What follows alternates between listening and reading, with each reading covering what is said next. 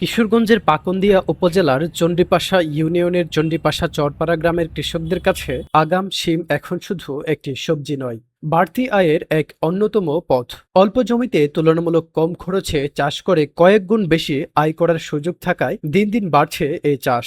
স্থানীয় কৃষকদের সঙ্গে কথা বলে জানা গেছে, ৮ থেকে ১০ বছর আগে এই গ্রামে আগাম জাতের শিম চাষ শুরু হয়। প্রথম দিকে কয়েকজন কৃষক পাবনা থেকে বীজ এনে পরীক্ষামূলক চাষ শুরু করেন। বুকিং দিন city convention hall, Alamgir Hossain city, Gaital, Kishoreganj. ফলন ও লাভ ভালো হওয়ায় তাদের সাফল্য দেখে এখন অন্যরাও আগ্রহী হয়ে ওঠেন। এখন গ্রামের অনেক কৃষকই আগাম শিম চাষ করছেন, কেউ কেউ নিজেরাই বীজ সংরক্ষণ করে পরের বছর জমিতে ব্যবহার করছেন।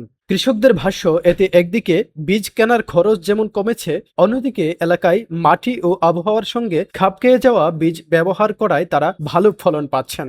5 থেকে 6 বছর ধরে আগাম সিম চাষ করে আসতেছি। আগাম সিম চাষ করায় অনেক আমি লাভবান। আগাম যখন তখন তার দাম অনেক বেশি থাকে। আমি বর্তমানে প্রতি কেজি সিম 250 থেকে 60 টাকা বিক্রি করতেছি। এই সিম চাষে আমাদের কষ্ট কম হয়, তাও বিক্রয় করতে পারি ভালো দামে।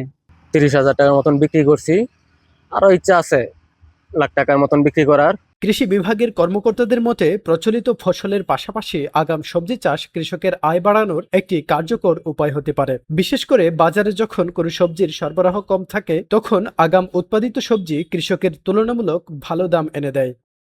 এখানে দেখা যাচ্ছে গ্রীষ্মকালীন সিম তারা 8 থেকে 10 বছর যাবত এই সিম তারা কৃষকেরা চাষ করতেছে। অফ সিজনে সিম দেখা যাচ্ছে বাজারে সবজি কম থাকায় এই সিমটা বাজারে আসতেছে। এখানে 300 টাকা কেজি তারা কৃষকেরা পাইকারি বিক্রি করতেছে। দেখা যাচ্ছে আপনার এরপরে আমরা কৃষি বিভাগের পক্ষ থেকে তাদেরকে সবজি প্রণোদনা এবং অন্যান্য যেগুলো রোগ বালাই দূর করার জন্য যে ধরনের প্রয়োজনীয় পরামর্শ, এগুলো আমরা মাঠে থেকে কৃষকদের দিয়ে যাচ্ছি। চণ্ডীপাশা চরপাড়ার মাঠে এখন সেই হিসাব যেন দৃশ্যমান। কয়েকজন কৃষকের হাত ধরে শুরু হওয়া আগাম শিম চাষ ছড়িয়ে পড়েছে গ্রাম জুড়ে। News desk, Kishoreganj press.